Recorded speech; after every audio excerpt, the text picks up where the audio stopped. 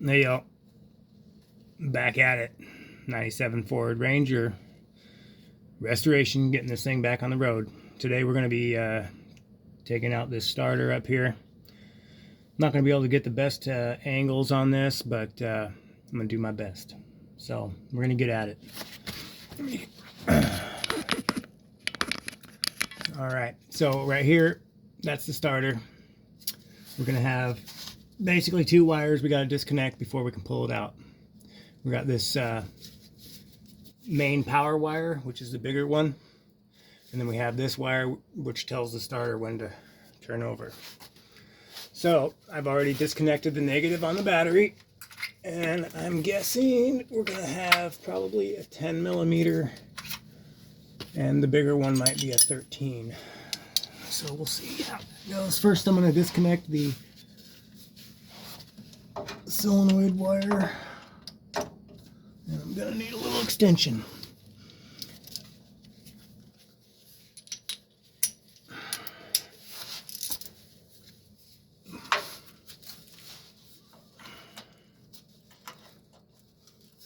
And when I get it out, I'll show you where these wires actually hook up. First of all, did I even grab the right size? Is that a 10? Yep. Okay. Let's see here. Actually, I think I'm going to have to do the bigger wire first, because the other one's in the way. Yep, 13 on the main power wire. And I might not actually need an extension for this one.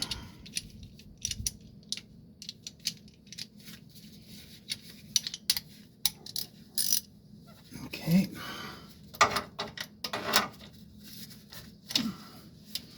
Again, this vehicle's been sitting for about 8 years, at least according to the tags.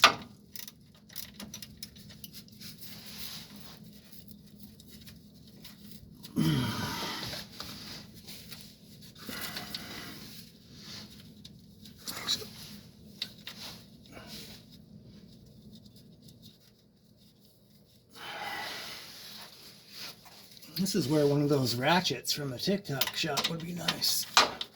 I do have air tools, but I'm not really going to get out my air tools for this. Oh man, neck's already hurting. Oh, this should be interesting. Oh boy.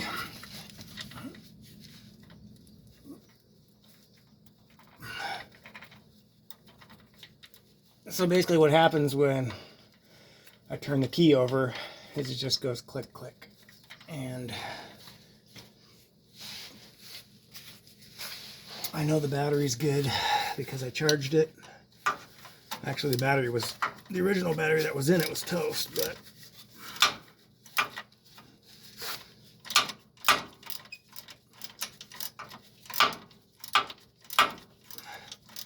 hope it's turning the nut and not the whole post. Yep. Sweet.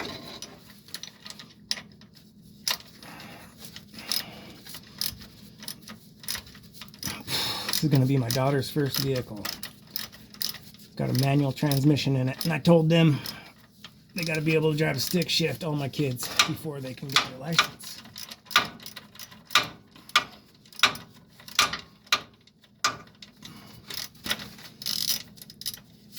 Okay.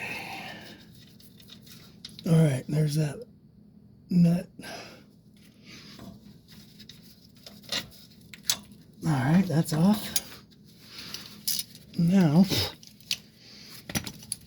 let's see if this is actually a 10. Hey, look at that, it is. Okay.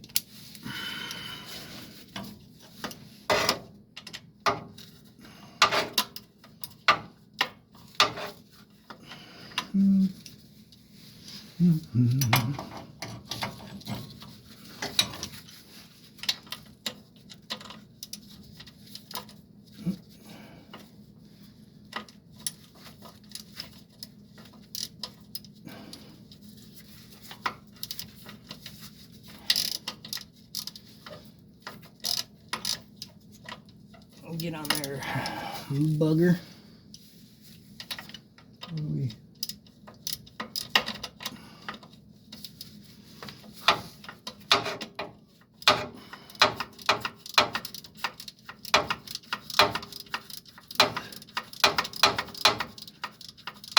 It'd be nice if there's only 3 bolts on the starter, because the 4th one I can't see, which means will be a pain to get to.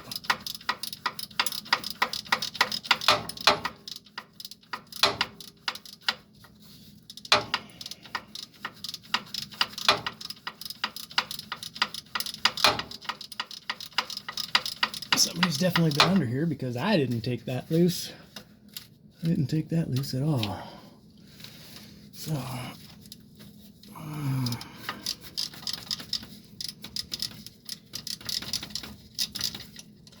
okay.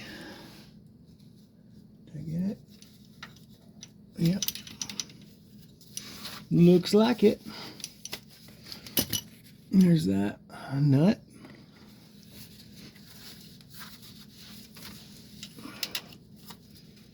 All right, so we got that wire loose. And now we've got, I don't know if you're going to be able to see this, but I got 3 bolts. One here, one there, and one up there.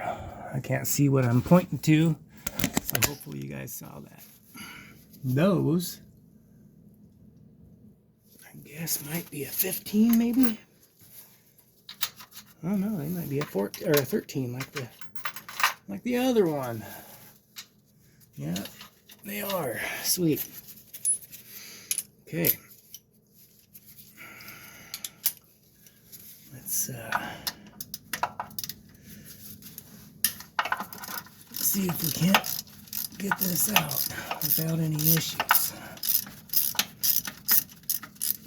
Oh man, my neck. Whew. Oh boy.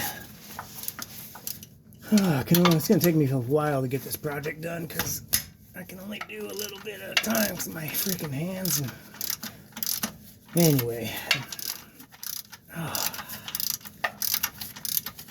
gotta just go for it, because I ain't gonna last long.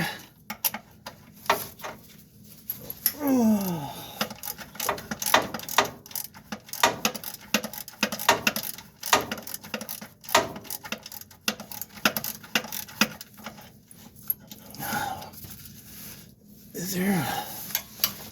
I really hope there's not another bolt, because that won't be any fun.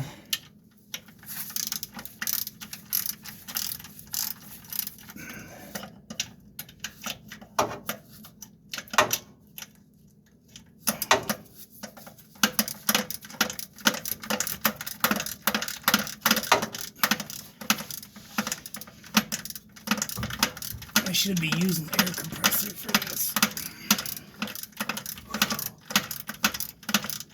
I think I might have to invest in one of those TikTok shop air ratchets. Electric ratchet. Because boy, oh man, sure would save my hands. And time is precious, being the conditions that I freaking have. I only get a little, probably 20 minutes of doing any one particular thing before I'm toast-yo'd. There's that bolt. Oh man.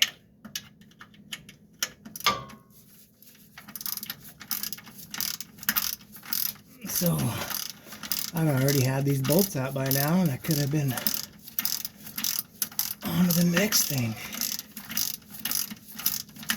with that handy dandy little ratchet driver. There's the other bolt. I'm hoping that this is just kind of stuck in here because it's been in here a while, and I'm really surprised these bolts came out. So I'm hoping when I smack it with the mallet, it'll break it loose and I'll be able to drop it out of there, and there's not going to be another bolt, because I have not looked it up There's the other bolt. I haven't looked up this process, so really don't know what is entailed with it. I'm gonna grab me a mallet. I'll be right back.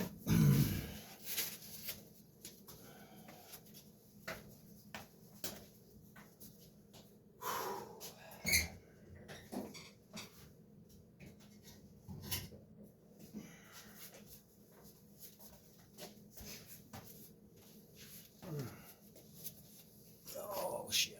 Oh shoot. Sorry. Oh man. Now I gotta do. Oh yeah, look at that. Okay. There is the starter.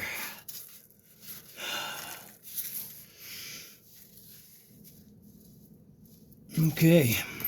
I'm gonna pause the video. Alright, so here's the starter. Got it pulled out. So this right here was the wires I just took off. This was the main power wire from the battery. And then this little post here is the wire that goes to the key. And that's what this supplies power to it, so it has enough, amps from the battery. And then this one, when you turn your key over, it supplies power here. And when you do that, this little gear in here actually pops out and spins, and when it pops out, it engages with the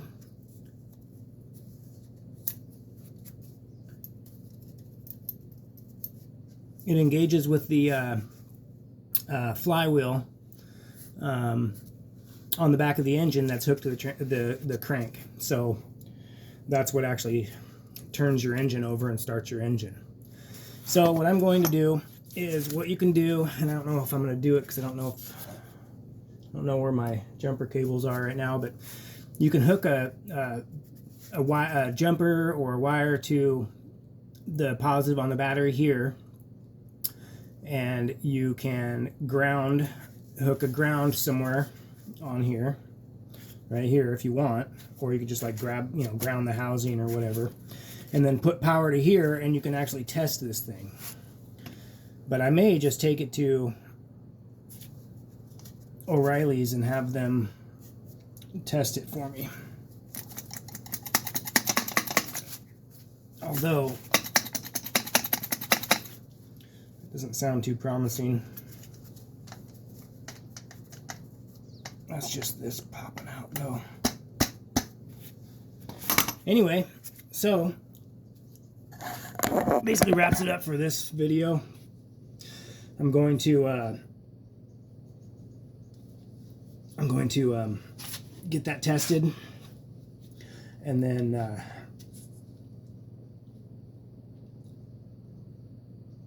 if it's good, it probably isn't by the looks of it. I'll probably just get a new starter, throw it in there, and see what's up. But what I am going to do is I'm going to test. Actually, I hear it. I heard it clicking. So I'm assuming we have power to both of these. I know we have power here, there, but I just need to test to make sure that when I hit the key that this is getting power. But I'm pretty sure it is, because like I said, I can hear it clicking. So this thing must just be either frozen, which is probably the case, or it's bad. Anyway, tune in next time when we'll put the starter back in and see if this thing turns over. Much love, y'all.